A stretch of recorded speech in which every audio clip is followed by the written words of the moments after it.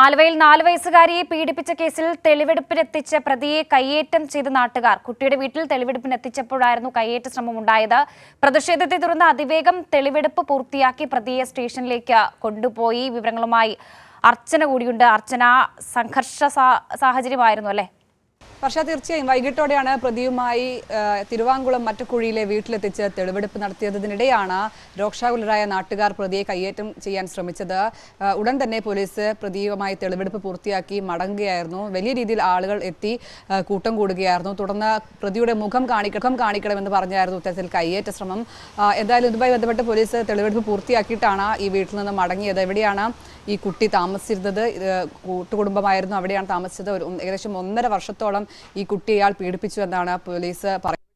ശരി, ആലുവയിൽ 4 വയസ്സുകാരെ പീഡിപ്പിച്ച കേസിൽ പ്രതിയെ സംഭവസ്ഥലത്തെത്തിച്ച് തെളിവെടുപ്പ് നടത്തിയിട്ടുണ്ട്. വളരെ വലിയ രീതിയിലാണ് നാട്ടുകാരുടെ ഭാഗത്തു നിന്നും പ്രതിഷേധം ഉണ്ടായത്. അർച്ചനയാണ് വിവരങ്ങൾ നൽകിയത്.